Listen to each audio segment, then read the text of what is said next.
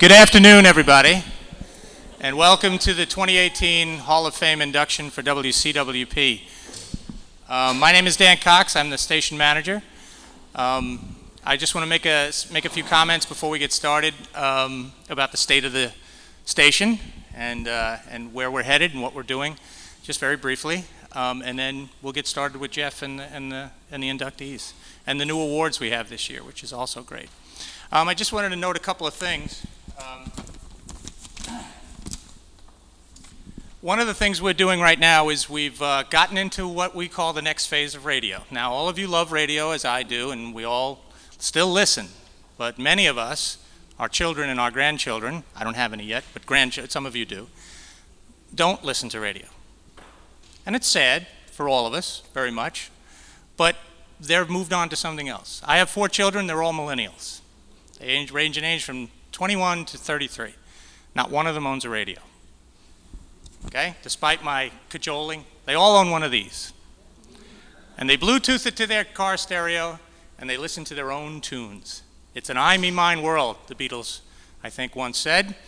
And it is. And it's okay, because we built them, and they're going to be in charge one day. So let's not resist, because resistance is futile. But the youngest ones among us are really smart. And my son spends an entire day with a headphone in it, with a plug in his ear, and a unit in his pocket. And what is he listening to? He's listening to podcasts all day long. It's podcasting. The next way radio reinvents itself, because reinventing itself is part of radio's history. Okay?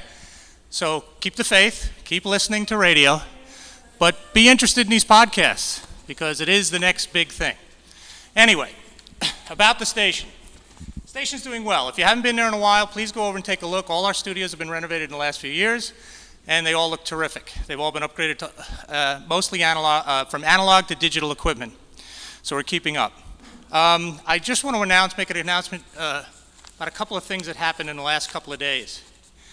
First and foremost, our programming apparently must be working online, because our online audience has been growing, and we got our largest donation to the station from an online listener, not an FM listener, an online listener of $1,000 last week, which was amazing.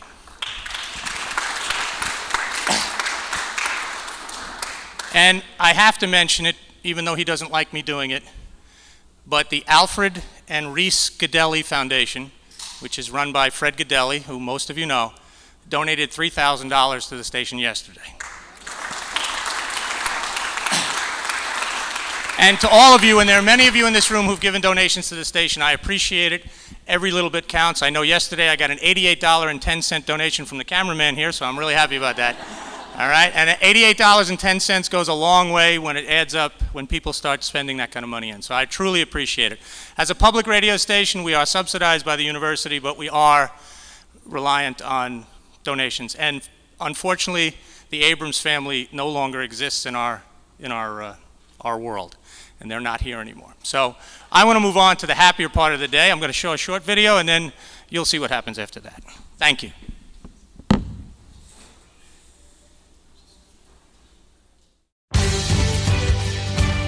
Tradition. Radio station WCWP, the voice of CW Post College, is on the air. Good afternoon, ladies and gentlemen. You know how to give and how to take. You see every hope I locked away. So pull me close and surrender to my heart. You are about to hear another first of CW Post College. So come out, won't you turn my soul into a raging fire? Come out, till we lose control into a raging fire. Today, we honor 3 more of WCWP's very finest.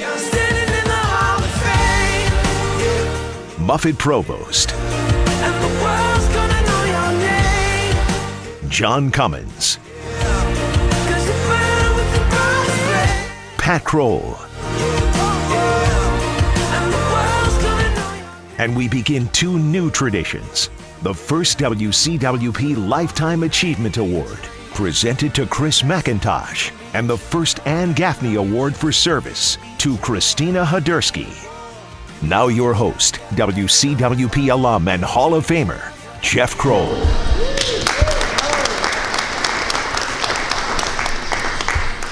That's nice. Is this thing working? Not working. All right, this one's on? Yes, it is. Yes, it is. Welcome. It is hard to believe. This is our 7th induction ceremony. That's really hard to believe here. And when today is done, there'll be an even 24 members to our WCWP Hall of Fame. That's really still a very exclusive club. So it's a very exciting afternoon here as we're going to induct 3 new members. And as Jim just pointed out, we have 2 new awards today, and we're very excited about that. We think it's the start of 2 really nice traditions. The first of which, and Dan will be providing most of the information about this, but the first is what we're calling our Lifetime Achievement Award. The people who are in the Hall of Fame, and I'll go down the list in a little while when we get back to the Hall of Fame proceedings. The people in the Hall of Fame, for the most part, were students who came up through the ranks and made their mark at the station. And then there are members of the administration, teachers and deans and whatever, who were instrumental in making the station what it was from the very beginning and what it still is today. So we've honored those folks. But there was a missing ingredient. There are community volunteers who have given immense amounts of time to the station and have done wonderful work at WCWP through the years, and that's what this Lifetime Achievement Award will be. It will be annually given to a member of the community who has gone really above and beyond. And when you hear Chris's story, you will totally understand when we say above and beyond to be awarded. And Kristina now will be given the first Ann Gaffney Award. Mrs. G, as she was affectionately known to those of us at the station for many years, was the longtime station secretary under Bill Moser. And the Gaffney family is represented here today and will be presenting that award. It's for student service at the station for the 4 years that a student kind of marches through the ranks at the station. So we're excited about that too. And then we'll get back to the more traditional Hall of Fame presentation that we kind of do here every year. I know, you're chomping at the bit, John. You just wait a little while longer. It's all happening. It's all happening. So thank you all very much for being here. I'm going to turn it back to Dan Cox for the first 2 awards of the afternoon.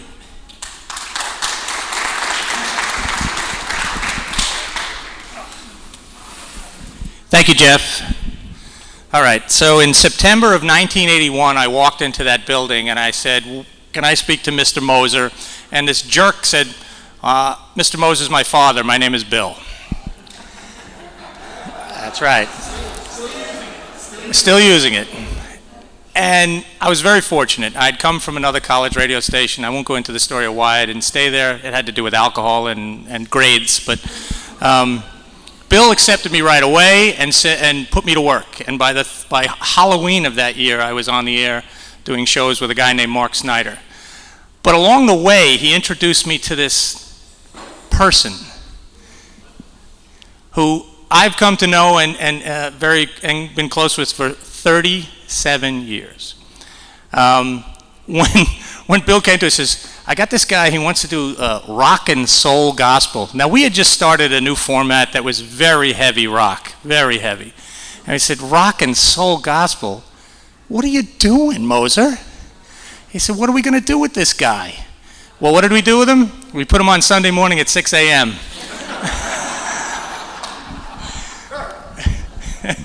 And he still wanted to be with us, which is insane. Now, I want to talk to him when he comes up here about his story for a little bit, because his story is amazing, because he has another anniversary he's going to be celebrating soon, which I think is just amazing. He's a terrific guy. He and I have had our ups and downs, and his endurance amazes me. During some very bad times here at the radio station, when the university was taking the time away from the students and moving more towards the Southampton station, and he was told, you're not going to be on FM anymore. and you can only be on the internet station. He said, no problem. And he did. And he made a name for himself there. And then when we got the station back about 8 years ago, I said, going back on the air, buddy? He goes, I'm there. And now he's got 2 shows a week on WCWP. An amazing human being, a retiree of the Postal Service, and he hasn't killed anyone, which is good. All right? My friend, and I will call him by his stage name, and recipient of the first WCWP Lifetime Achievement Award, Chris MacIntosh.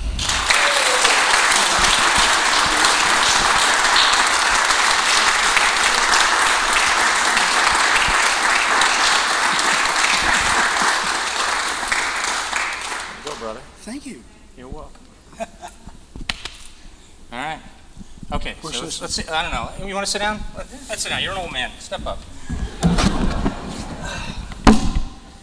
I got to stop saying that. My kids keep saying I'm an old man, and that's terrible. 1, 2. Are you there? I'm here. Okay, so first of all, his story is wonderful. His story is interesting.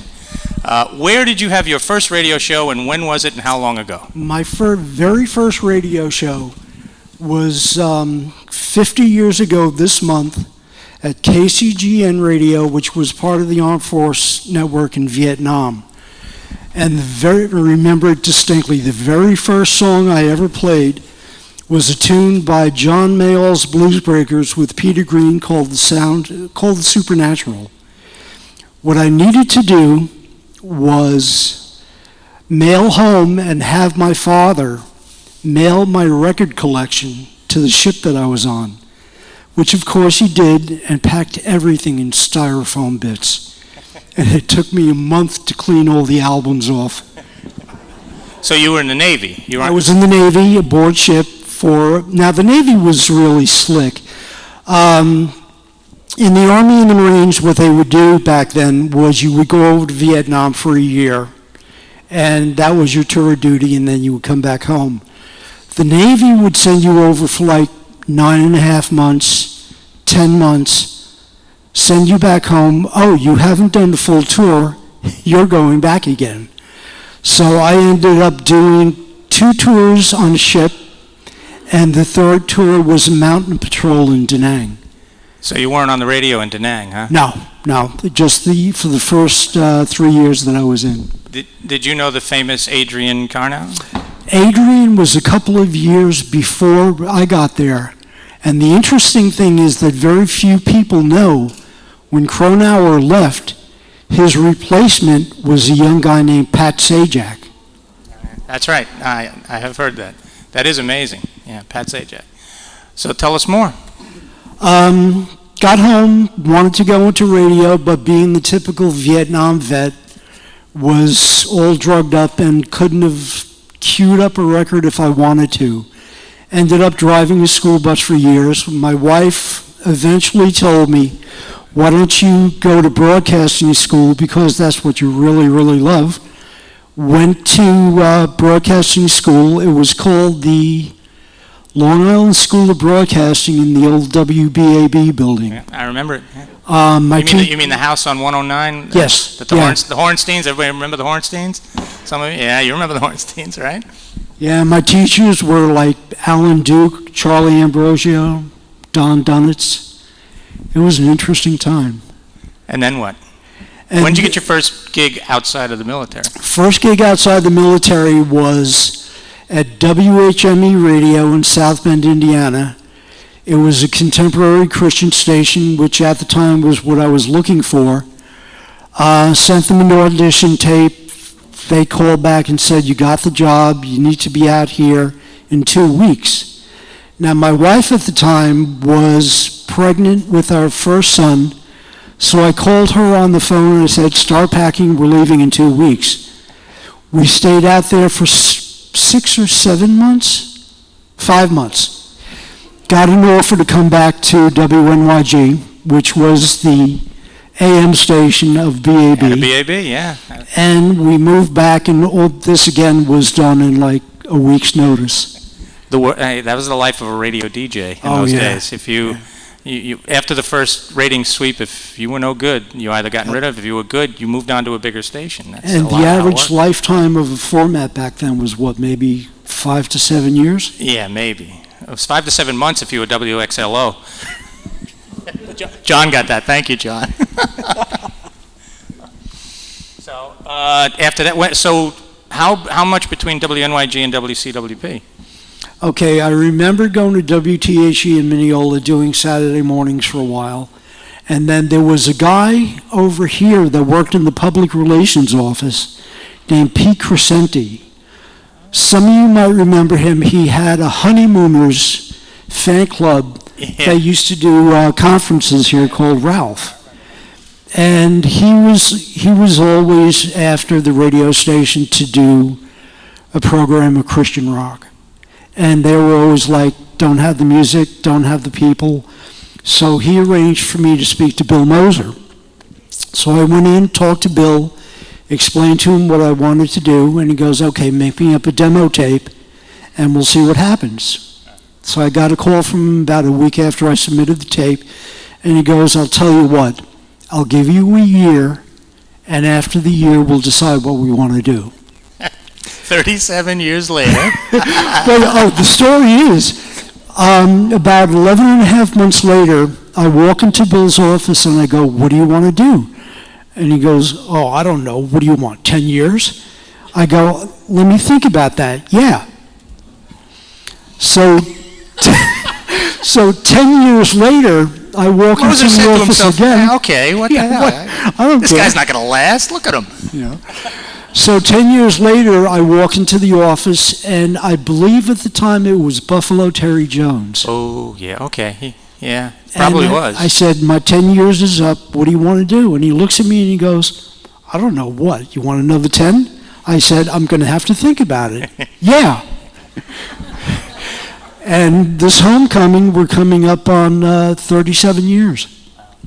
Well, 10 years after that, I was here, and I said no, but you kept coming into work. Hey. But the problem is, you're just a punk kid. I know. Who I'm a little listens kid to compared you? I know.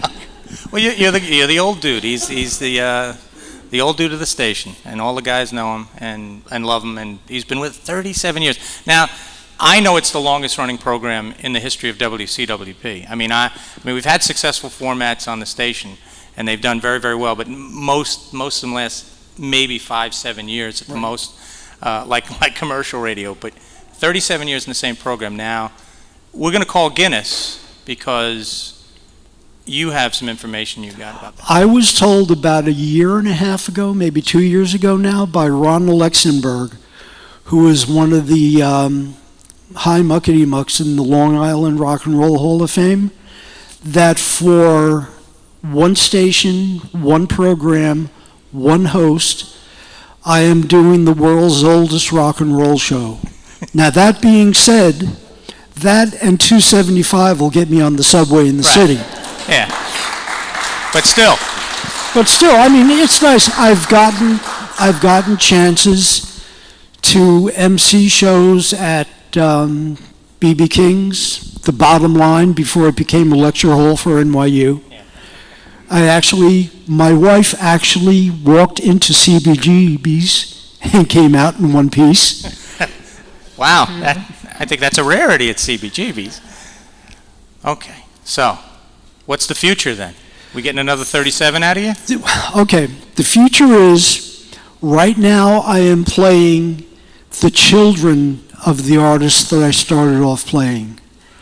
And now that I am a grandfather, literally, my grandson is back there in the white shirt, I would love to be able to play the grandchildren of the artists that I started off playing, which means as long as this guy is around, I'm pretty sure that I can go for an even 40 years. I have in the back of my mind, if the school will put up with me, I would love to go for 50. Unfortunately, I won't be in the office when you do that. Yeah, you will. Your daughter's wedding costs you way too much. It's true. That wedding did cost me way too much.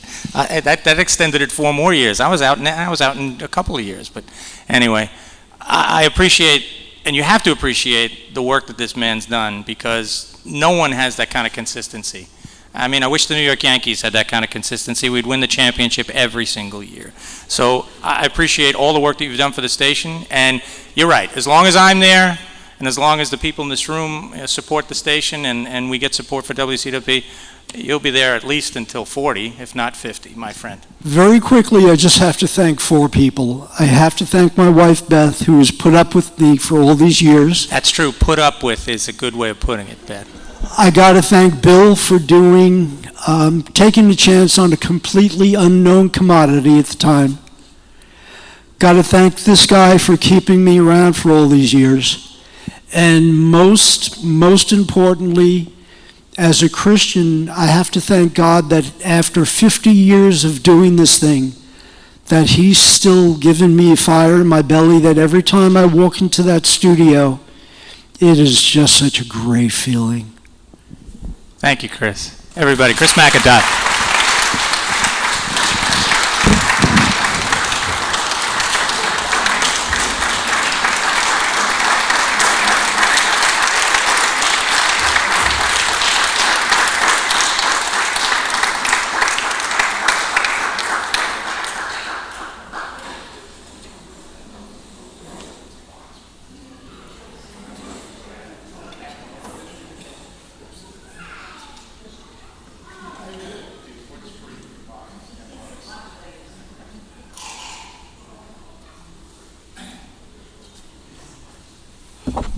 Our next award is new also this year.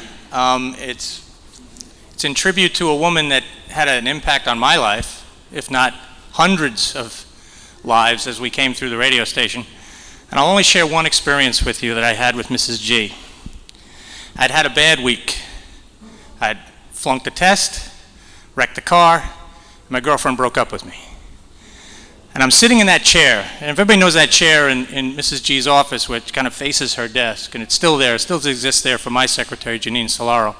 Students sit in that chair and lament to Mrs. G or to Mrs. C or whoever's been in that chair.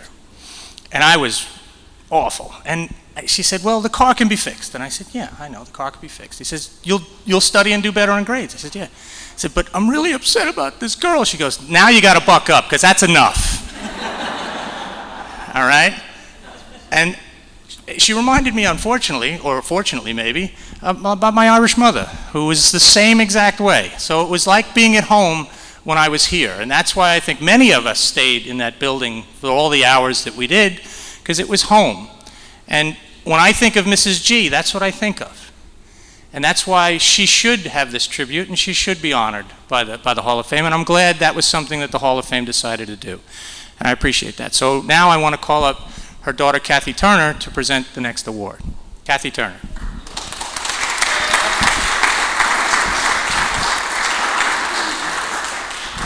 Thank you, Dan. Well, I got to come up here 2 years ago when WCWP honored my mom, along with Joe, another worthy recipient for sure. And I'd like to congratulate this year's recipients. And Lifetime Achievement is just a wonderful thing.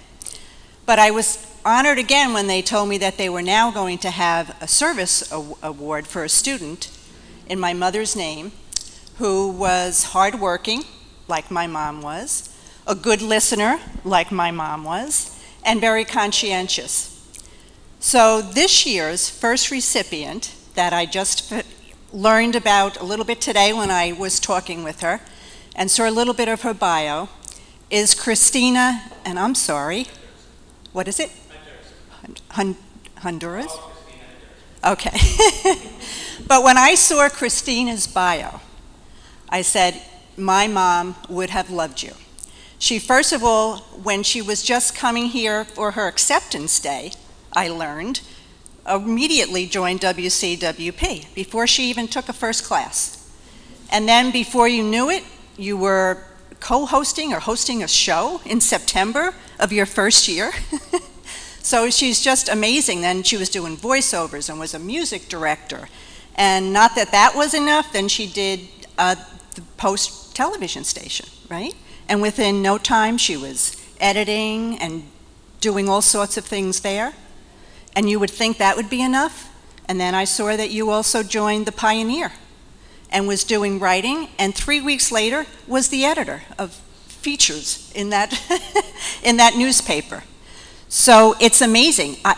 I'm a little embarrassed because my mother would have said, Kathy, look at what she did. What did you do while you were here?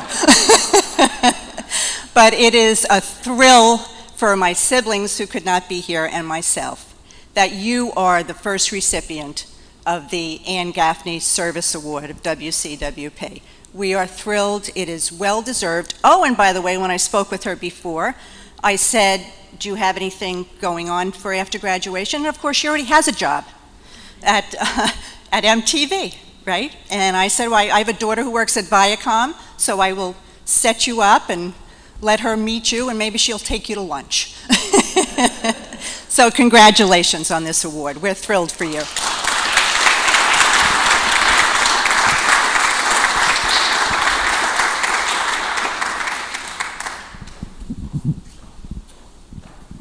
Here we go. I'd like to say good luck, but I don't even think you're going to need it. Thank you.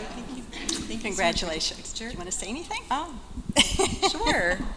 Well, I want to thank you so much first for being the first recipient of this. I was beyond honored and super surprised. I really enjoyed my last 4 years here at Post. I graduate next Friday, so it's a little bit bittersweet. But I just want to thank the radio station. Thank you, Dan, for letting me put my voice out there. I loved being on radio. I loved all my radio shows. It was so much fun being able. I was a co-host at first, and then I got to host a show, and then I was hosting Midday Madness twice a week. So it was a lot of fun. But thank you so much for my award, and thank you, Dan, again for the radio station.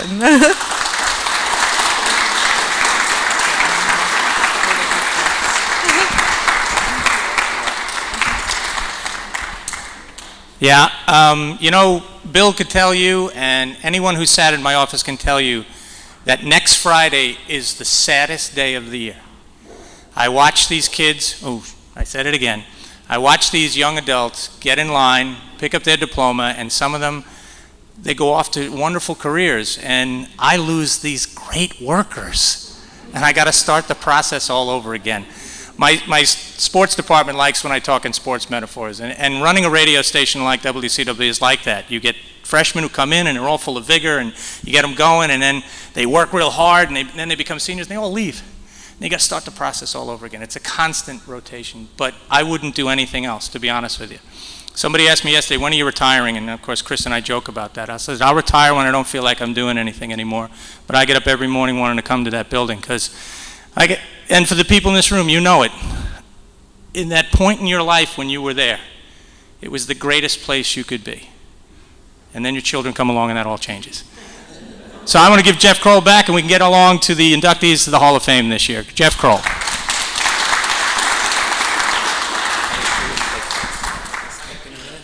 Yeah, all right. All right, congratulations again to Chris. Well earned. And Christine, you graduate Friday, so Friday I need your email because you have immediately become a member of our Alumni Association, all right? So make sure I get that.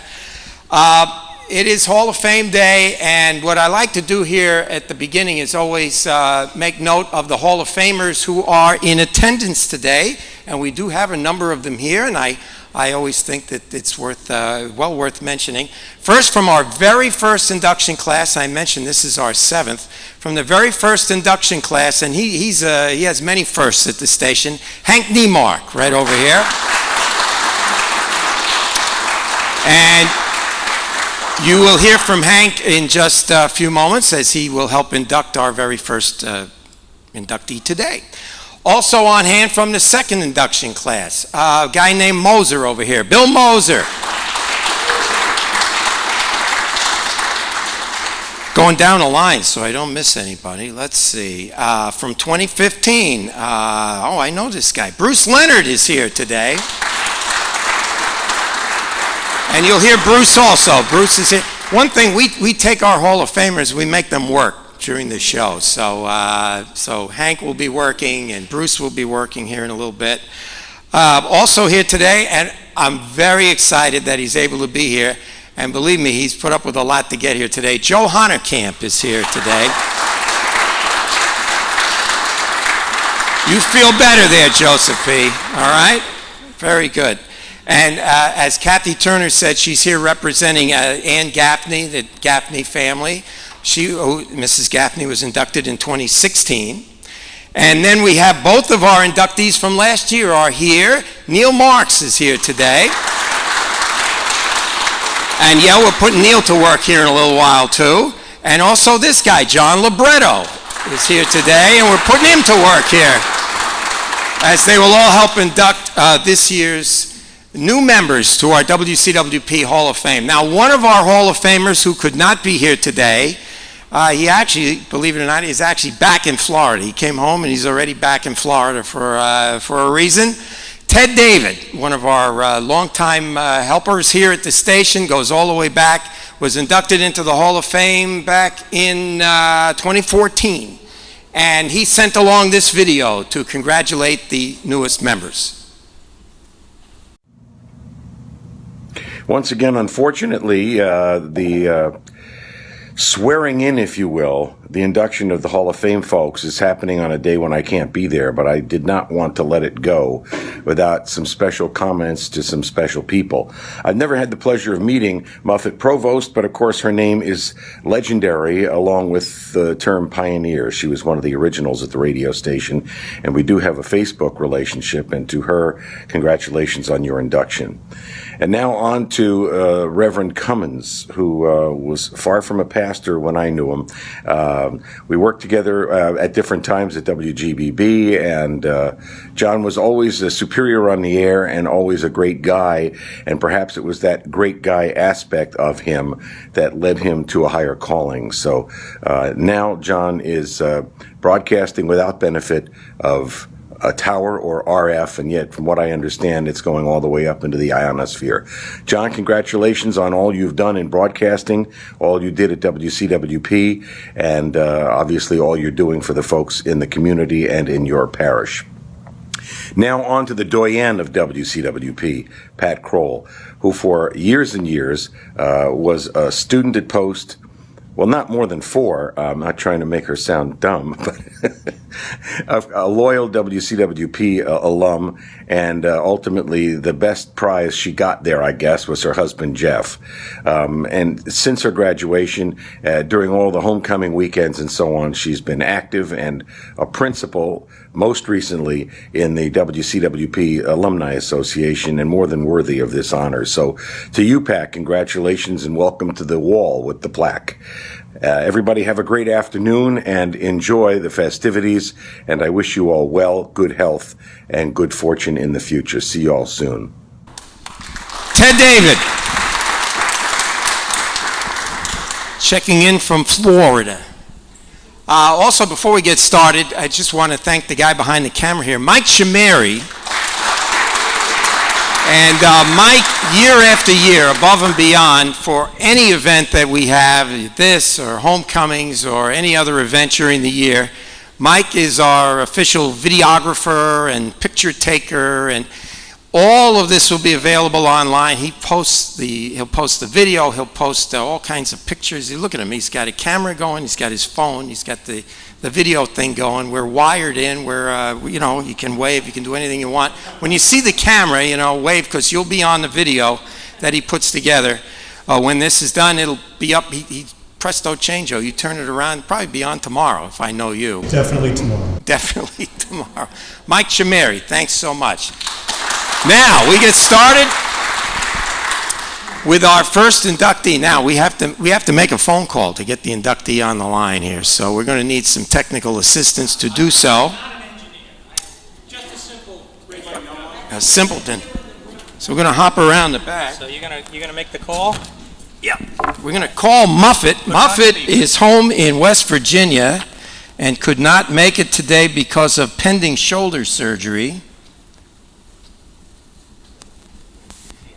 Now, let's see how this goes. Put it on speaker. It's supposedly on speaker.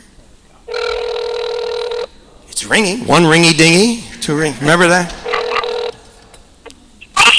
There we go. Muffet's on the line. Hey, Muffet, welcome to the proceedings. You are live at the Tilles Center here on the Post campus, and I'm going to introduce you right now to the 2 gentlemen who will help induct Muffet into the Hall of Fame. Hank Neimark, and John LiBretto.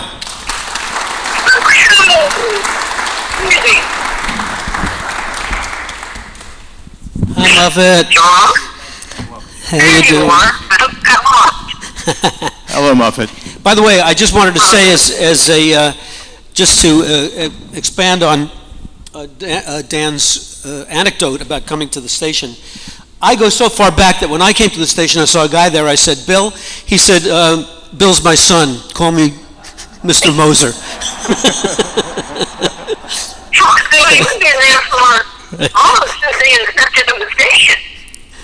Okay, yeah, absolutely. That was Muffet Provost. Oh yes, let me. She was announced before as Muffet Provost. Looks like Provost, is Provost. Is Provost. Okay. Hang on a second, Muffet. I just want to say it's very fitting today.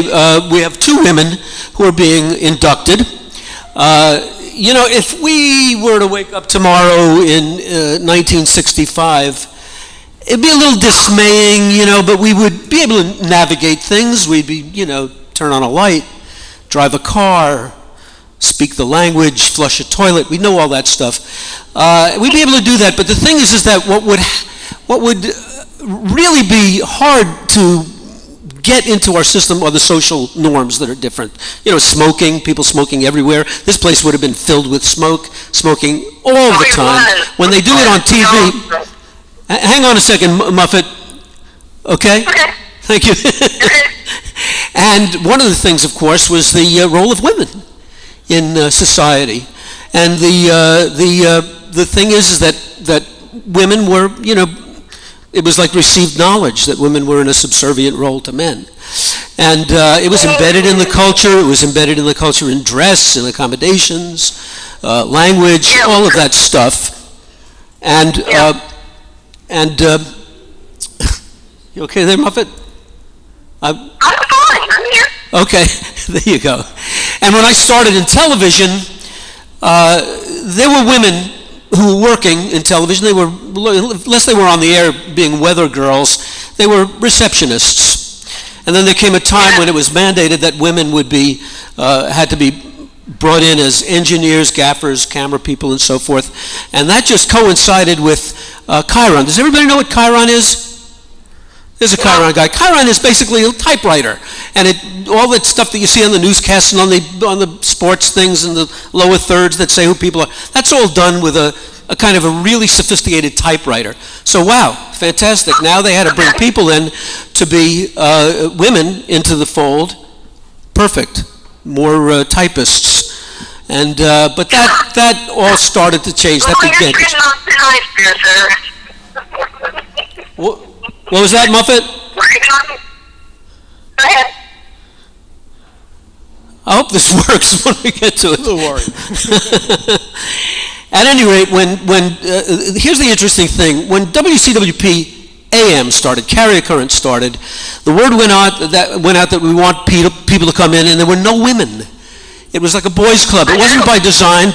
Women just didn't show up. And then 4 years later, because that period between 1961 and 1964 was one of such turmoil and change, suddenly when we said, people, you put it out in the Pioneer and so forth, that we needed people, the women showed up. And it was a good thing. And from the very beginning, we had women who were filling all kinds of roles in the station as engineers. Things don't change that much, and there's still big room for improvement. But, in those days, I don't think we had, other than Rita Sands, with her delivery and great voice, I don't think we had any women on the air, did we? We might have Ellen Kahn. Ellen Kahn? Yeah, she was. Yeah, Ellen Kahn. Yep. So, that was there. But at any rate, I got a picture here of some people. Now, you're in there, Muffet, but you're not front and center, so don't worry. The picture here I want you all to see, because it's a picture, it's a partial grouping of people, and there are 19 people, and out of the 19 people, 10 of them are women. The earliest days, it's more than 50%. And sitting right there is Muffet Provost, And I just want to read what I wrote here just as introduction before John begins. Well, it was clear to us all that women were eager to play a big part, to learn engineering, programming, news writing. Without those women, WCWP would not have been the organization that it was. Got that picture? Muffet was one of those members who got it, who understood that what we were establishing, what we had built, was more than the CW Post Archery Club or Debating Society or even the Post Pioneer. She was one of those who viscerally felt the possibility, monumental in its own way, of an enduring legacy. And here, a half century later, with the luxury of hindsight, we know the importance to so many of what we had wrought and how they were the bedrock, the very bedrock was set. While this honor is deservedly Muffet's, in a large way it's symbolic of the huge role that women played in the establishment of WCWP, and Muffet can be rightly proud of her part. And Muffet, we're about to hear from John LiBretto. I have a microphone. Oh, hi. Hi, Muffet. How are you? There you are, LiBretto. Where have you been? I'm waiting, just listening to Hank.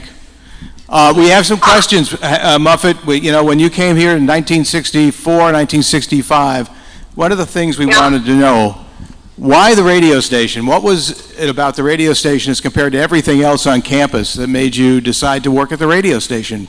What was the attraction? My mom, if you remember, Linda Hughes, had already started there, and I went up one day with her and watched her do her thing on the air, and I decided, I kind of like that. I just thought, wow, that's something I want to do.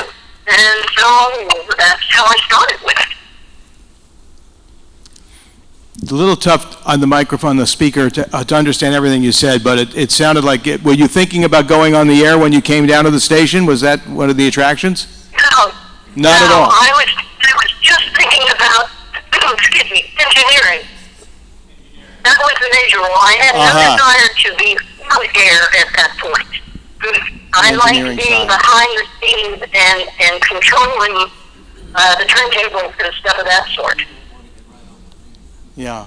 Well, I have a question. And the second question is, what was the work you did at the station? Because as I recall, you were actually programming manager for a while. Yeah.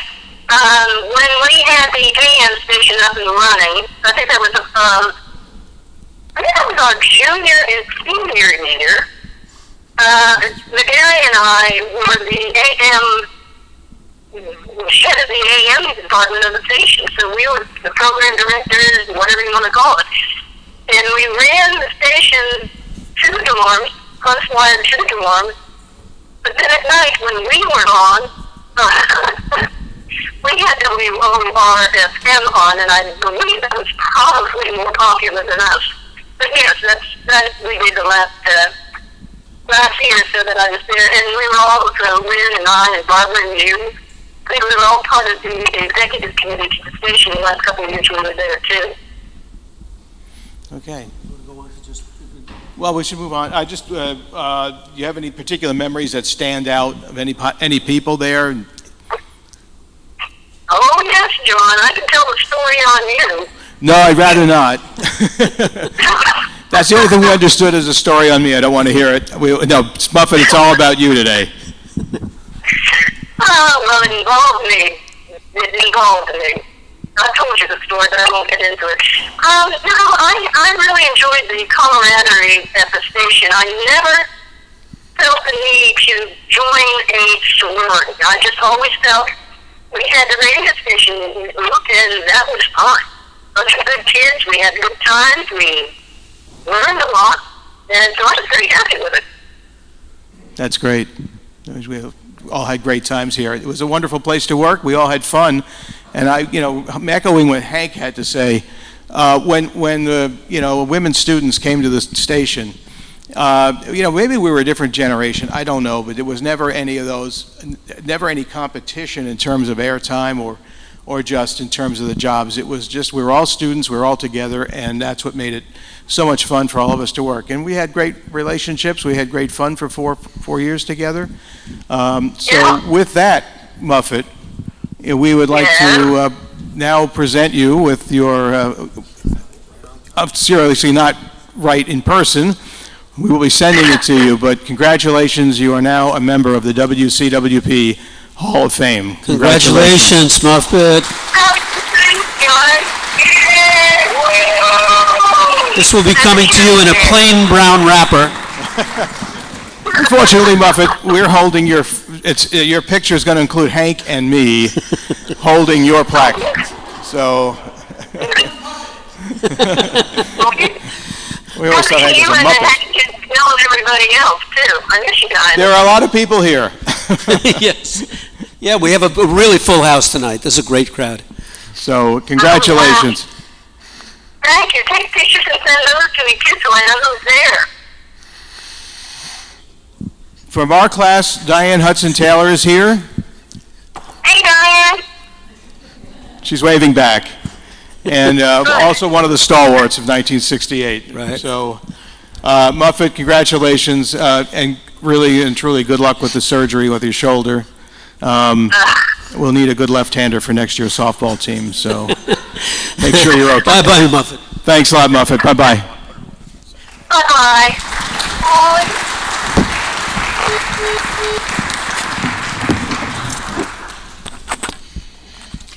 Thank you very much, guys. That sort of worked a bit. I hope you get the gist of Muffet. Muffet's very excited about it. I've talked to her several times over the last few weeks as this counted down. She's very excited about it and was actually disappointed. She had not been back on this campus since 1976. That's a long time ago. And was very much looking forward to being here today until this shoulder ailment became so severe that she's about to undergo that surgery. So she unfortunately could not be here today. All right, but we do have two of our inductees who are here today, and we're going to go ladies first. You got to wait a little longer, John. You got to wait a little longer. Ladies first, ladies first. Pat Kroll is next, and that name, I think she shares a last name with somebody here, so I'm very proud of that. But to actually induct Pat into the WCWP Hall of Fame, a Hall of Famer himself, Neil Marks.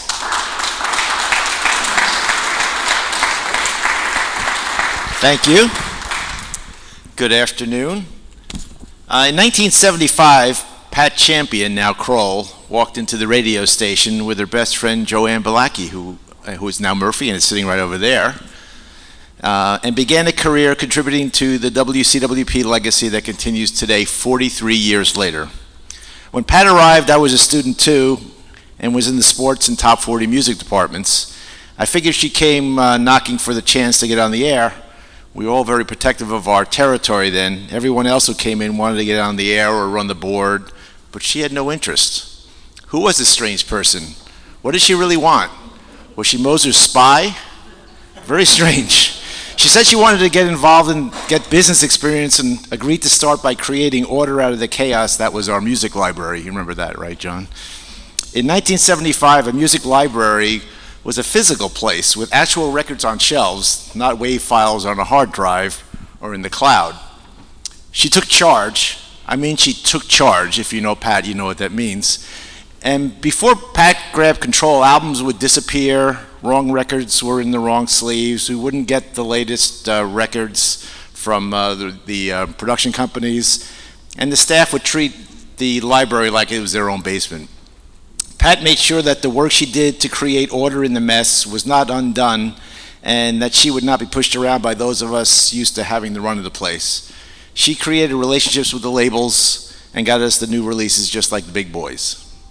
Once Pat conquered the music library, she decided she needed to fix my other responsibility. She volunteered to be the director, producer of the football broadcasts. At the time, we didn't broadcast other sports, just football. And our staff totaled 4 at most. There were 2 of us in the booth, a board operator, and Pat. Once again, she grabbed the bull by the horns and created order out of chaos. Somewhere, probably in your basement, are recordings of some epic process failures of the football game broadcasts from before Pat took charge. After she came on board, the only failures were due to my mouth moving faster than her ability to stop me. We were adding new and younger staff to the football broadcast, and Pat took them under her wing and mentored many of the ultimately successful people coming up the ranks, such as Joe Townley, John Coll, Fred Godelli mentioned earlier, and Dan Regan. As you probably are aware that Jeff and Pat met here and married and created the ultimate WCWP power couple, in addition to creating Doug and Michelle. You may not be aware that much time and energy that Pat spends on behalf of the radio station that in part has defined her adult life. For years now, she's been a driving force for the WCWP Alumni Association, running it with only a little help from Jeff. It's not easy herding these many large egos in one direction, but she does it without an oversized ego of her own. I don't think Jeff would disagree that without Pat, homecoming weekend would either not happen or descend into a kind of chaos. She has been and remains the energy force that lets us all play radio one weekend a year. And she still directs the game broadcast from the booth each homecoming, giving Jeff and me hostile looks when we earn it, and often we have someone manning a mic on the sidelines for interviews. Somehow, she makes the segues seamless, even when it's to Joel Feltman, who doesn't know the sideline from a goal line. You wouldn't know it when listening, though. It's comforting to turn around and see her in charge, just as she has been for 40 years. During homecoming, Pat sat the station almost round the clock from Friday afternoon till late Sunday night. The rest of us come in and play radio, catch up with old friends, and go home. Her commitment to WCWP is most evident then, but it's ongoing all year long when we're not watching. Remarkably, for all that time until recently, she had no interest in going on the air, either on the board or in front of the mic. Finally, a few years ago, she relented, and happily Pat and Jeff host the rock show on various Wednesday nights, and she's begun taking her own shift during homecoming, music shift.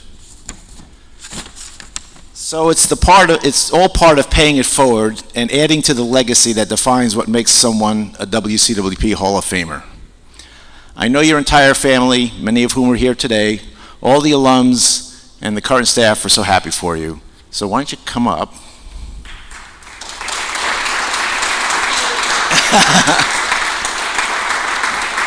I don't have enough hands to hold everything at one time, but I didn't know that you could say that much about me. I got a few more things to say. So, Pat. It's very big type. It is. I have my poor eyes. We cannot thank you enough for what you've done for all of us. You're truly worthy. Therefore, it's my pleasure and privilege to induct Pat Kroll, class of '79, into the WCWP Hall of Fame, class of 2018. Congratulations.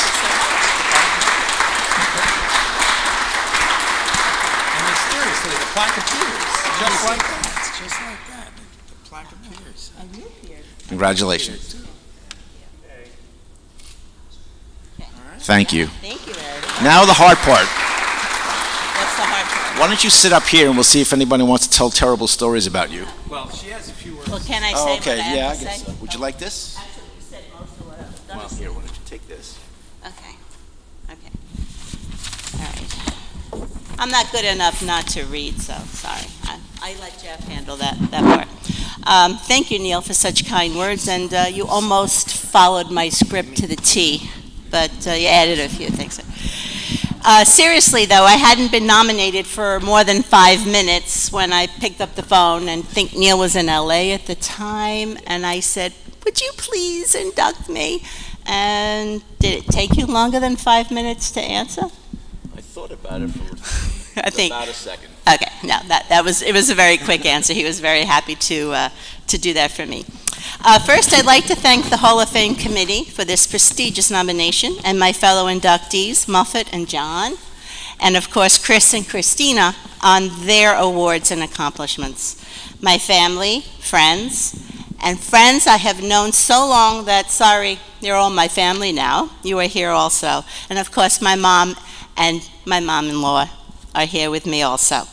And without further ado, Dan Cox, the Director of Broadcasting, I'd like to thank you for always setting this up today and constantly being there for every one of us who have any issues or plans or thoughts. You're always there to listen and help us with whatever we want to do, which is always something. To put it simply, at the tender age of 17, I was walking through the door at WCWP, and it opened up my world. I found my second home. As many of us have said that, you'll hear that a lot. It was a place to go. It was It was our home away from home. It sounds like we all say it, but then it must be true. It was where I went between classes, when classes were canceled, where I was weekends, nights, holidays. That's where we were. We were at the radio station. And more importantly, it's where lifelong friendships were cemented. I dabbled in a few things, as Neil alluded to, but my main domain was the record library. And it worked pretty much like a regular book library. The disc jockeys would come in, pick out what they wanted, record or album-wise, mostly albums in there. We'd had a sign-out sheet to sign out the sheet, and then they would do back. After their shows, they would do back, and of course I had to file them back on the shelf, which was the not the nice part of the job, but consequently, they had to be ready for the next disc jockey who wanted to come in. So that was the main part. And then there was the year that Bill Moser decided we needed a new record library. And it was over the summer, my entire summer, when we took out the record library and had the record library rebuilt. And that was fun times in the radio station. But it sure looked beautiful. But it's not there anymore. It's now an office, right? Yes, an office. So while I was doing that, the more fun part of the job was working with my cohort, Joanne Balaki, now Murphy, who was the music director and my best friend of 47 years. We got to go to record companies, we got to go to concerts, we did all sorts of fun stuff, and that was kind of fun. That was the best part of the job, really. And we were always asked to get the latest songs that the disc jockeys wanted to play, and that's really how artists back in those years were put on the map, really, because the college radio stations would play their music, and a lot of groups should be really quite in debt to college radio stations. So we had very good rapport with many record companies and had a lot of fun there.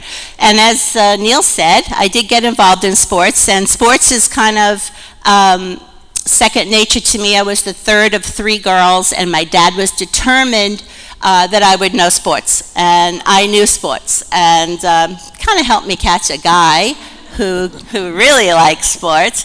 But from a early age, I knew the Met lineup. I knew everything. I love sports. So she always knew Cleon Jones' batting average. She did. She really did. Cleon Jones, and I actually got to meet Cleon. She got to meet him at the fantasy camp. At fantasy, Jeff went to fantasy camp with John, and I actually got to meet Cleon. So well, you weren't all together though, were you?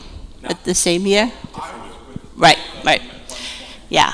So it became a very natural transformation for me to, when asked if I would like to produce the football game, as we only had football, so I said, sure, why not? So it was a very small staff, and I had an engineer, and I was in the studio, and the guys would go travel, and the games weren't just from our own field, they were on the road, and they had to call in by phone, and we had to get a clean line, and it was a collect call. Although sometimes it sounded just like it did with Muffet. Oh, yeah. And I had the deciding factor whether the line was clean or not clean, and I would hang it up and say, try again. And they'd be like, are you kidding me? And they'd be, nope. And then the day I finally got a clean line, and I was in a different studio with the phone, and somebody walked through the studio in the middle of it and hung up the phone. Someone who wasn't supposed to be involved in the broadcast. So we've had a few things, as you alluded to, mostly good. And I still do enjoy producing and directing the football game, and I do that during our annual homecoming weekend. I get to work with these two, and they make my job easy because they do such a great job. So it's really not a hard title to do there. So I guess I saved the best for last, because WCWP is where I met my husband Jeff, to those of you who don't know. And thankfully, although he had graduated already, he was still at the station from time to time because And still at this day. because we were like shorthanded back then. I think there's more students involved now than when we were around, and you kind of like held on to your title until I like physically dragged it away from you. But Bruce was there, and Jeff was still around, and Joanne and I got to meet them, and we, what do we say, 36 years of marriage and 2 fantastic kids later, here we are. And together, we chair the WCWP Alumni Association, and Jeff spends a lot of time mentoring the students in the sports department, and every few weeks, we are on the air with The Rock Show, which is really funny because I didn't want to be on the air, and now I love to be on the air, and I sometimes have to push my way in because he loves to be on the air. So we've worked it out that we. Yeah. Thank you, Dan. I didn't think of that. Plenty of hours. Start at 6 a.m. on Sunday. Yeah. Sunday. Someone else doesn't want 6 a.m. on Sunday, huh? That's it. So anyway, so we enjoy our show every couple of weeks or once a month, however it works out, and we're always excited to have our friend Joe on the air. Joe comes on and gives us his weather updates, and Jeff and John are very excited to talk weather, and it's our favorite portion of the show is when Joe is with us. Of course, I learned from the best, I have to say, and Jeff still amazes me with his technical and verbal skills. I really, don't know if I'm biased, but I do think he's fantastic. So if I had to learn from anyone, I'm very glad he was my teacher there. In closing, it would be safe to say that my life really began on that fall day back in 1975. Although I never had a career in broadcasting, the things I learned at WCWP were what shaped me into the person I am today. Lasting friendships were made, and of course my own family, Jeff, son Douglas, daughter Michelle, to which I would be nothing without. This is an incredible day, and I am very honored to add my name to the esteemed list of inductees that came before me and are prominently displayed in the lobby of our beloved radio station. Thank you again, and enjoy the rest of our program.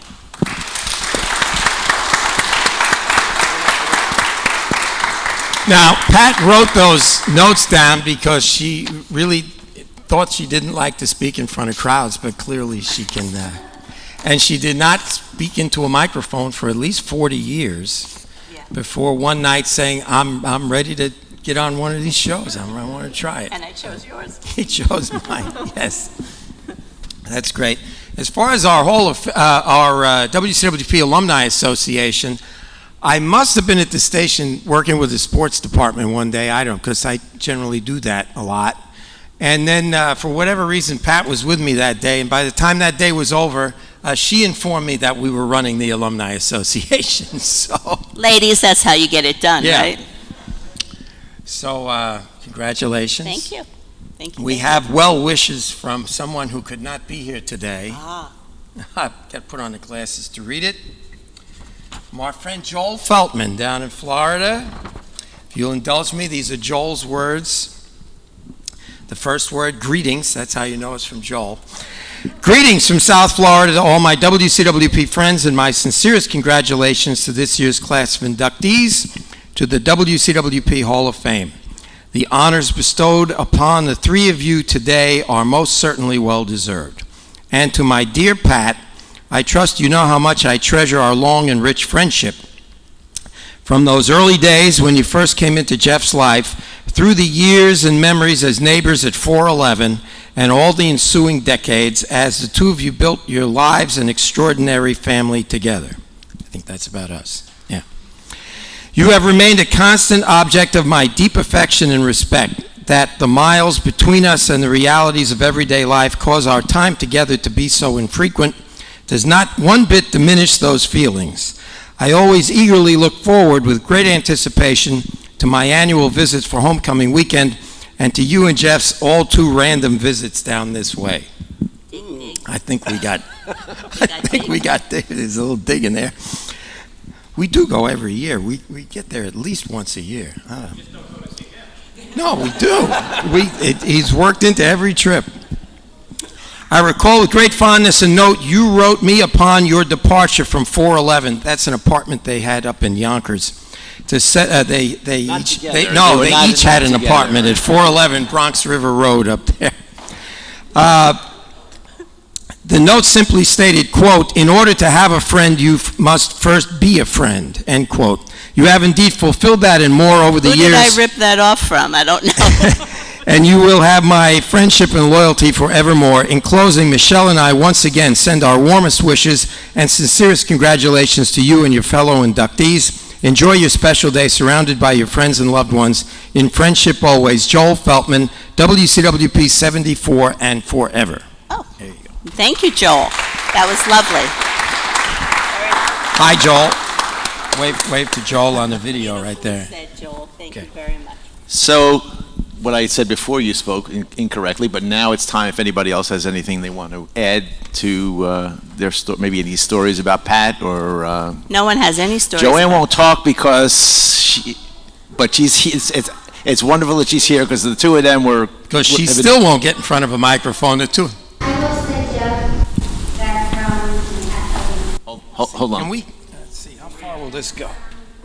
No, it's not going to go too far. Can you just walk? You can stay off camera, but just... I'll just say that Jeff wasn't there. I don't know if we would have been there. But, so Jeff, a lot of our WCWP also came from Pat first seeing you, and her heart did skip a beat then, still does.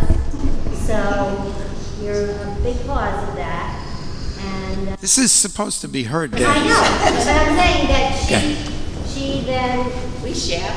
Yeah. I'm just saying that was one of the reasons we went in there. But Pat has always, you may not know that Pat's been on a lot of microphones, which a lot of people don't know, because Pat and I used to sing. Yes, but singing, she didn't want to So even though speak. she didn't speak, we sang a lot of places. We can do that. That's why she didn't need to be in front of a microphone. Especially the carpenters. Pat, not only has your dedication to WCWP proven over the years, so is your dedication to your family, to your friends, and to the fact that you're always giving, you're always kind, and you're always there when we need you.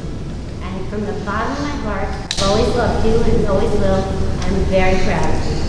Oh, thank you so much. Thank you. I didn't cry for my own speech, but thank you for that. Now I think I will. I'll cry for that. That was beautiful. Love you. Thank you. So, no one has anything else. Okay. You made her cry. I think that's enough. Yeah. When you've been made to cry, that's good. So, thank you. Like that's it for the evening. That's it for the day, right? That's it, John. We're done. Well, we have one. I think that's it. Yeah. All right, it's a wrap. All right, watch your step. No, just watch your step though, because there's. Yeah. All right. Yeah. Very good. All right, one more inductee here today, and to help induct John Commins into the Hall of Fame, I ask Bruce Leonard to step forward.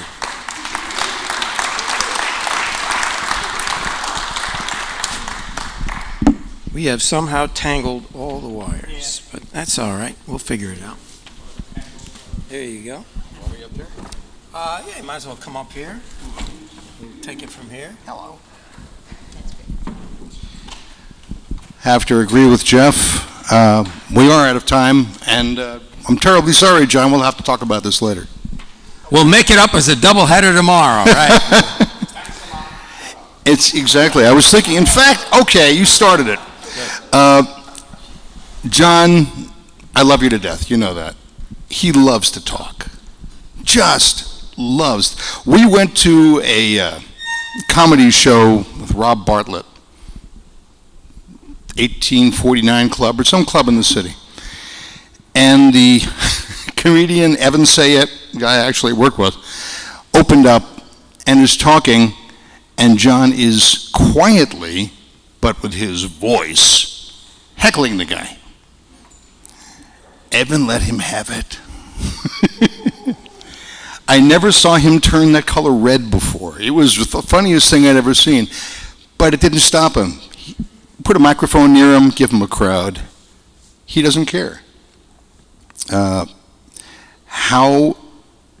I know how, but you walked in 1971, I think we figured the dates. I'm sitting there on the air, I'm not sure who was engineering. You were on a tour. You were on the air. I was on the air, someone was engineering for me. And you want to come and join me up here? Sure. It makes life a lot easier if I can look at you that way. Yes. Was it you, Joe? It was you? Whoa. All right. And I wasn't sure. Thank you. Okay. As I was saying, Joe was engineering for me. You walked in the room, you were on a tour with Orientation. Orientation. Because you were going to come there, and you kind of looked in, and we started to talk. Hit it off immediately. You weren't sure that's what you wanted to do, but you found out soon enough that you wanted to be behind the microphone. We both love music. We both love the Mets. And I initially was going to ask you to have a moment of silence for Matt Harvey, but I didn't go there. You could have presided on that, but this... He's having that with the press today. He certainly is. It hit every one of us the same. Meaning he's not Hall of going to be Famers talking. here, except for Neil. Sorry, pal. Our Met fans. I just the way it works. If we have a moment of silence for Matt, then we have to have moments of silence. For the 2018 season. For decades worth, yeah. Do you know what song you were playing? Yeah, you told me once. Sweet City Woman by the Stampeders. Exactly. You told me that once. And I actually, because everyone else wrote stuff down and was so eloquent and wonderful, my mind is gone now. I have no idea what that's all about. I knew, by the way, was the Francesa Khan across the hall here? When Mike Francesa retired and told everybody he was leaving, was Yes, right over there. right So in there that is a theater. chance you can come back. Okay. Just want you to know that. Right- 4 right months later, across the hall. there's a lot of money. You can do it. He was here. I knew there was something special about you. We were driving home from the radio station one day, and I believe it was a black Mercury. Yeah, it was a Black Mercury. And Comet. we're driving, and I'm just the passenger dude, and John's driving along, and we're doing one of these clover leaves coming off the parkway, and flames come shooting out from under the hood. And we kind of just don't even realize it until at the same time this epiphany was like, oh man. So he pulls over to the second, we both get out of the car and look at each other. We're fine. The car is not.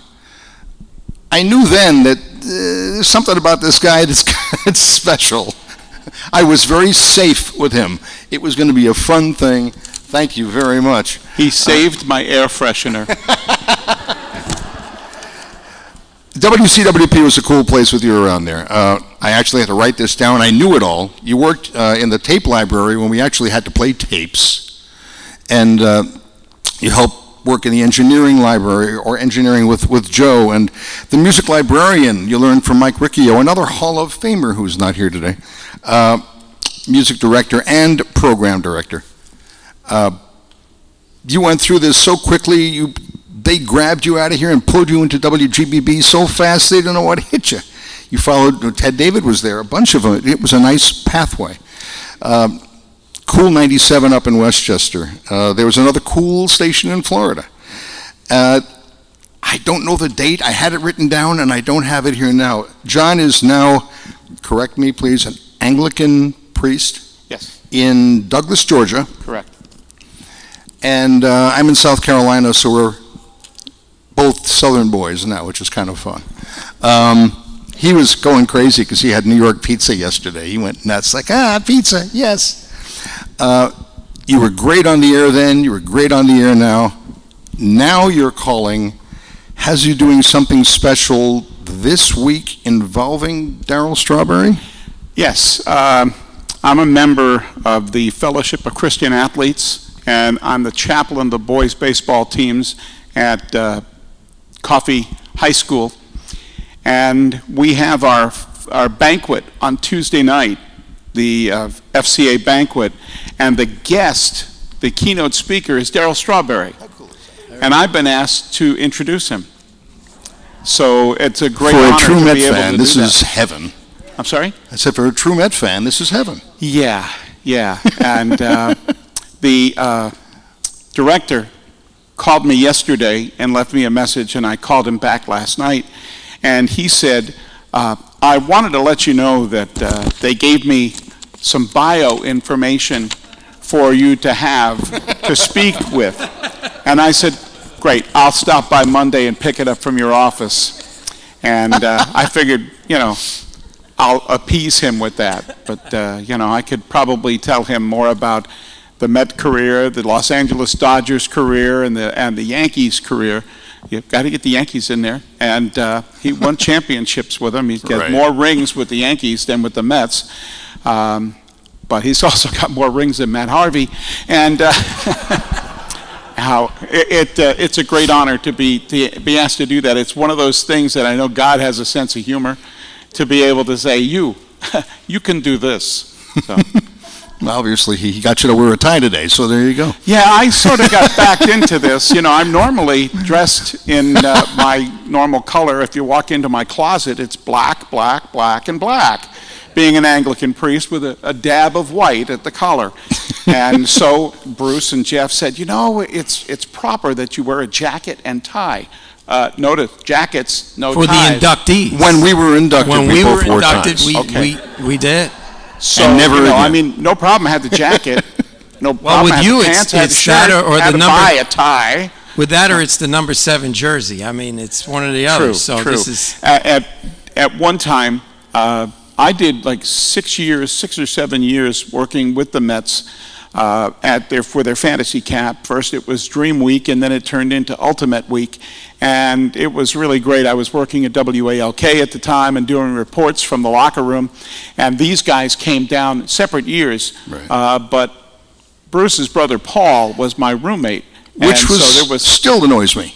I'm sorry? We were not roommates. My brother was his roommate. He blew me off, man. He came I was more so often fast. than you did. Yeah, fine. Hey. Okay. So, but we're real Met fans, and we've got a great history, and I've got a whole bunch of great pictures. I've got pictures of Jeff playing shortstop, and the gun of an arm that he had. Really, it amazing. Very impressive. It's not there anymore, but it was good. I know. Yeah. I know. Anyway. My sister said, "What is?" oh, Noel said that. Friends and family. We could probably schmooze baseball and stuff, but this is about you and the WCWP Hall of Fame. Before I get to saying the magic words, congratulations to Chris and Kristina. Mm-hmm. Pat, love you. Congratulations to you.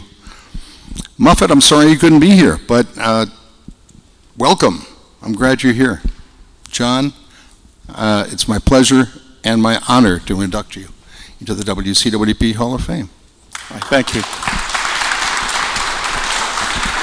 Are we supposed to stand?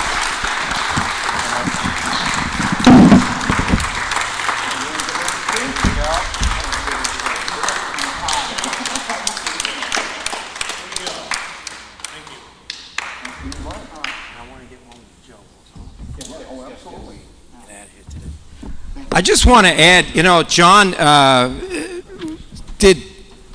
rose through the ranks quickly at WCWP, and yes, he was on the air, and then, as Bruce mentioned, he went on to GBB and other stations. But he trained everybody that came through the station, and I'm one of the lucky ones that you helped train. He convinced me all I ever wanted to do there was news and sports. That's it. And you guys know that. I worked with Bruce in the news department originally, and I just wanted to do sports on top of that, and I got to do that, and I still get to do that, which is a lot of fun working with the kids. But two of you ganged up on me in the record library there and said, you can do this. Name who did this song? You were playing songs for me in the record library. Who did this song? And I knew the artist, I knew the name of the song. See, you can do this, you can do this. You insisted that I cut a demo tape, and there I am, I'm still doing that too. So thank you very much. Thank you. You're an inspiration. Well, I actually didn't want to do that. I just want Gotcha. news and sports. Keep telling us that. Okay. Okay. got to do this because there's a crowd. As John mentioned, and this has got nothing really to do with the actual airing of stuff on WCWP, but it's about the guys and the camaraderie that we had. John had gone to the Mets Dream Week, the Ultimate Week, for 3 years, or was it total, or 4 or 5 total? It was like 6 years. Like I said, it was 6 years. I also got to work for them. But there were 3 at the time. Well, he my brother cheated. was You there know, with a he bunch. started living in Jacksonville. All he had to do was drive down. Oh, you know, no, it was when I lived in New York. Oh, you were still living up here? But see, I had such a sweetheart deal that we only paid for one. Yeah. I got to go to the rest of them for free. For 2 weeks, I would bring listeners down as a host, and I would play. And then the second week, I worked as a staffer and had more listeners come down. And so WALK and the Mets took care of it. 2 weeks in Why Florida? not? Why not? In the middle of the winter? Such a deal. We would hear about this, and my brother was John's roommate. So we would hear on a daily basis, oh, Dream Week. I was hanging out with Jerry Grody. I was with Tom Seaver. I was doing this. I hit the ball. Jeff and I had enough of this. Not really. We love the guy. But we said, okay, we got to do something. Now, John is known for practical jokes. Yes. He just is. He got all of us at one time or another doing the silliest things in the world, but he did. So what can I possibly do? I was lucky enough to be working at WNBC at the time, and it was just going off the air, so the studios were free, they were empty, they were totally clear, and I had made a whole bunch of contacts because I worked with them. I spoke with and recorded Bob Costas, Don Crickey, Bud Harrelson, Steve Zabriskie, a number of other sports people. Jeff knew it. And we recorded, and I asked them, and I had every one of them say they knew nothing of Mets Dream Week and this John Commins guy. But they knew about Maryland. They knew about Maryland, but they didn't know about him.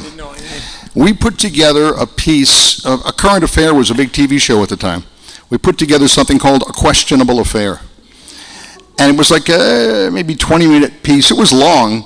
I sat down at the beginning of what was supposed to be the homecoming weekend. I put my headphones on, and Bruce was going to engineer me. And I said, give me the mic. And they went, no. And they started playing this thing. Right. And we hijacked my the jaw show, dropped, and they weren't going to give me back the mic until the end. One after another. Don Imus was on it. Yeah. Yep. And that's where the thanks a lot, shut up came from. From I Rob wasn't Bartlett, being right. rude to him. One after another, Bob they're saying, Pittman, John who? We don't know. Maryland, they knew. Him, they don't know about. Same thing. I watched him change color, and literally his head down on the console, the tears. He was laughing so hard. And it was time for him to go on the air. Composure is just shot. Just gone. Gone. Completely gone. So it took a while for him to get that whole thing back. But it's a family. It always has been a family. It was payback completely for something that lives to this day. And I forgot because I was going to bring you a gift. We did something. Bill Moser was kind enough to allow us to do what we called a weekend marathon. And it was over New Year's weekend. And we stayed on the air for like 36 hours.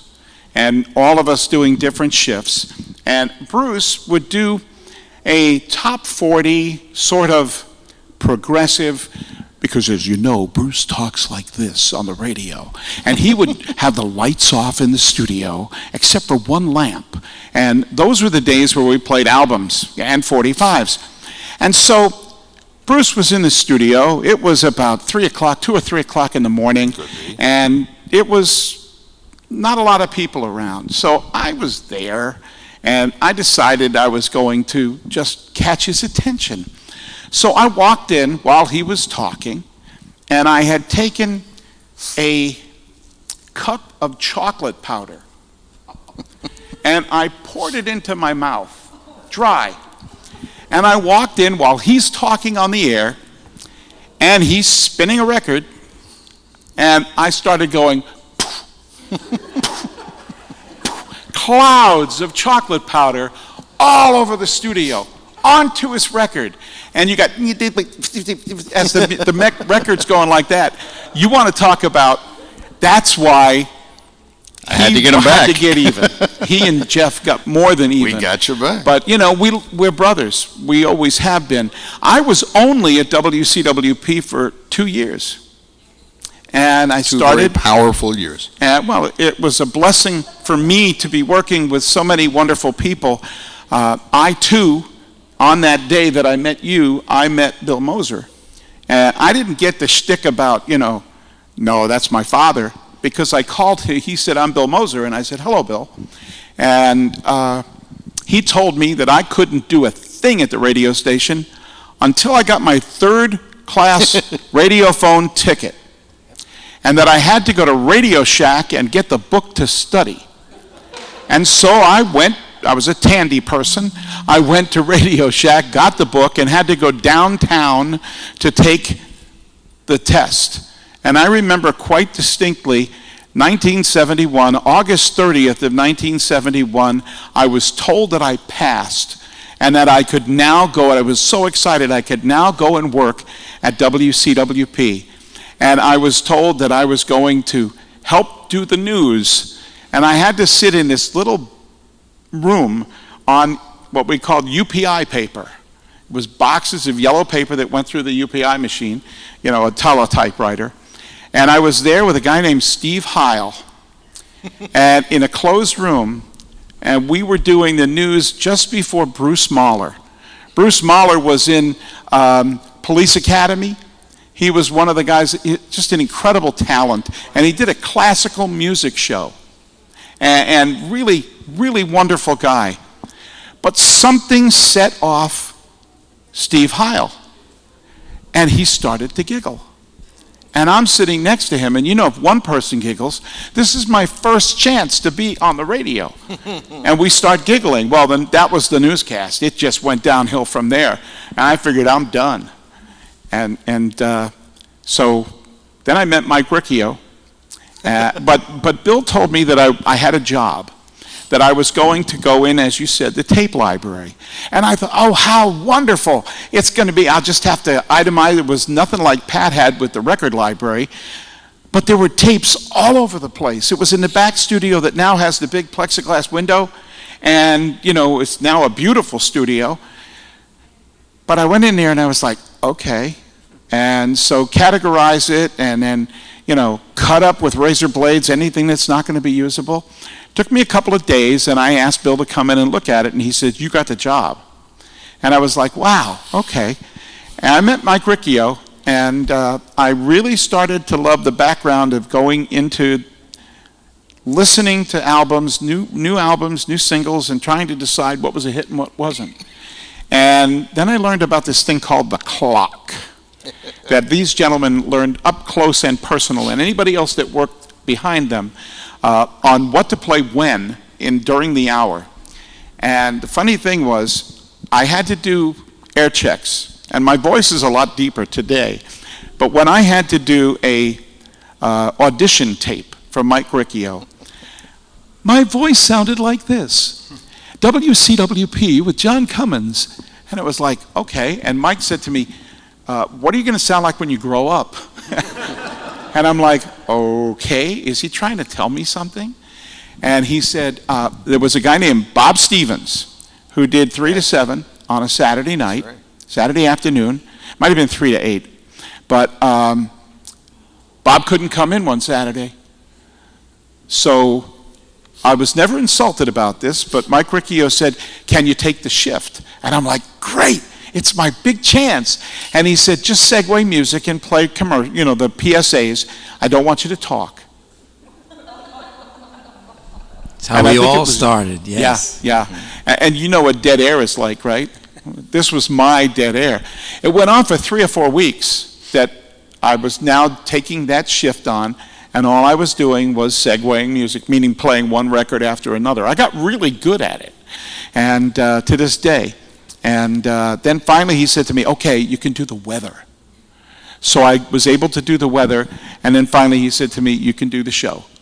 And my love for being on the radio and just trying to be myself, and which is wacky sometimes, just really took off from there, but I was blessed to work with some wonderful professionals, many of who are in this room today. Became good friends with Bruce, with Joe Honerkamp, and then these whippersnappers that came in later, like Jeff Kroll, who really, we had to basically gag him and tell him that he was going to do this music shift, because you could tell that there was a gift there was a talent, but to work with a guy like Bill Moser, it's a debt that I can't repay. Changed my life, changed my career. I was supposed to be a teacher, and I never had the opportunity to send out really any audition tapes. It was January 31st of 1973 that I decided to take a shot at it. I went to WGBB to see Bob Lawrence, and I had one small reel of tape. And I went in at lunchtime because I figured the secretaries would be out to lunch, and I could try to get my way in. And so I talked to the office manager, and I said, "May I see Bob Lawrence?" And she said, "Bob's busy right now." And he was right behind me, and he said, "What do you need?" And I said, "I have a tape that you're going to want to hear." Where that came from, I don't know.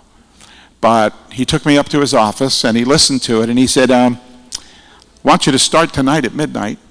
There's a guy named Pat Peterson who's leaving. He's going to do from midnight to 2, and then I want you to come on from 2 to 4 and do the show, and then he'll pick up and take it out." And then, so I started doing weekends at WGBB, and was blessed with that. So that was about a year and a half that I had been at WCWP, and I had to turn the reins of music director over to Bruce. Thank you. And then he became the program director when I turned the reins over the full And I reins. followed in your footsteps, and your career just took off. And all right, before we wrap this up, John, I want to give you one more little presentation here. Years after WCWP, for the two of us, Bill Moser got the rights to broadcast the soundtrack for the big fireworks show out at Bar Beach Park, which is out here along Hempstead Harbor. And I was asked to come back, and the reason was I had some experience at NBC. We had done a couple of the fireworks shows. So the Grucci's, you probably have heard of them. They did the fireworks in those early years, and there was music to be played. Bill got the okay to be the one to play the music over the air, and so we were going to host it out at the park. And when I was asked to do that I kind of panicked. I hadn't appeared out in the public like that. So I called a guy who I knew could handle the assignment. So I teamed up with this guy, John Commins. And thanks to some old cassettes that this guy, Mr. Chimeri, was able to piece together. This is not the first one. It's the second year that we did this. Are you kidding me? This is from May 22nd, 1987. It's our broadcast of the fireworks show at Bar Beach. Wow. So I think you'll enjoy that. Wow. I've heard it back. We were pretty good that night. I got to tell you, we were good. If you ever try to do play... Oh, wow. Doing play-by-play for fireworks, can you imagine? Oh, wow. Boom. Actually, we just let the music we play. counted down, and you hear the music lead-ins. on there that the group. Yeah, we did the lead-ins and afterwards, but... Yep. Oh, okay. Yeah, we did traffic reports and everything. Oh, wow. It's very, very well done. I will. I'm really so touched. Enjoy that. I just have a few more thank yous, if I may. All right, and then we gotta wrap it up. I know. They need There's the cake room to be here at had. 3. I was blessed on May 2nd of 1973. I came out of WGBB after doing some production, some commercials, and I walked out, and this white Maverick pulled up, and our dear friend Noel, now Quartarero, was in the passenger seat, and the car was being driven by the most beautiful girl I'd ever seen in my life. And that's my wife. She became my wife, Marilyn. And we got to talking, and I asked her if she'd like to go. The radio station had a trip to the Mets game that Saturday, and she said, "No, I've got to go visit my grandmother." And I'm like, boy, what? I got shot down. So she asked if I could get a song played, so of course I said sure. she asked for the song, and I went upstairs to Bob Otone, Bullet Bob Otone, and I said, hey, Bob, can you do me a favor and dedicate a song to Marilyn from John? And the song was Hocus Pocus by Focus. Out of all the songs. An instrumental with yodeling. It was a wonderful song, and it's one of our favorites to the day. No, we didn't dance at our first, when we first got married. But I figured, okay, we'll see what happens. Then all of a sudden, Don Rosen, who was at the time, the cleaning man, comes running upstairs and says, Cummins, you better get downstairs. There's this gorgeous girl in the lobby, and she wants to talk to you. I'm like, okay. So I went downstairs, and we got to talking, and I asked her out again, and she couldn't. She was going to the high school fair with Noel and somebody else, some other folks, and I was, okay, that's 2 strikes. And I said, well, can you give me your phone number? She gave me her phone number, and she was kind of shocked because I didn't write it down. But I remembered it. And then I said, well, what's your last name? And she said, Quick. And I was like, yeah, right. Well, I called her the next night, and she said yes to go out. So from that time on, we just celebrated 45 years as far as going out, and 41 years married.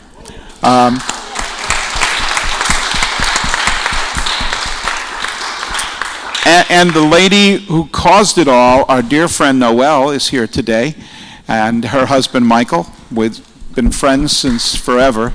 I used to work at Walbaum's with you many years before. My sister Jackie and her husband Jim are here, Jackie and Jim Gavigan. And my sister Lee Lavacek is here. Our sister Trudy and brother-in-law Jerry could not be here today. They're moving from Florida back up to Long Island. And our son, John Eric, and his wife, Tamara, and our daughter, Teresa Jean, and her husband, Andrew, and our 2 grandchildren, 4 years old and almost 2. She's 2 now. It's Essie John and Eliana Jean. They are just the joys of my life, and I'm so grateful to all of you at the yellow table, and to all of you for coming here today. For Pat, for Dan, for the guy that I will never be able to pay back, just for your friendship and your mentoring throughout the years. I'd get a phone call and he'd just say to me, hey, we hadn't talked in a long time, and it was like we never stopped talking. Just a great guy. Bill Moser, you are very important to me. And Debbie, that's Debbie Moser. Y'all, thank you.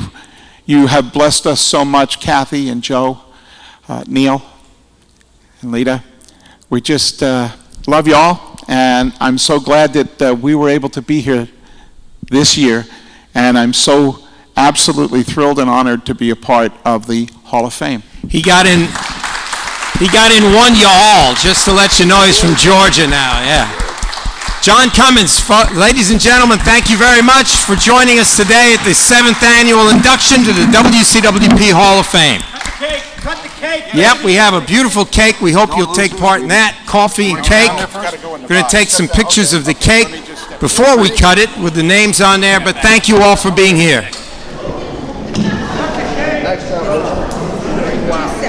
Thank you. I didn't want to go on. I can't wait.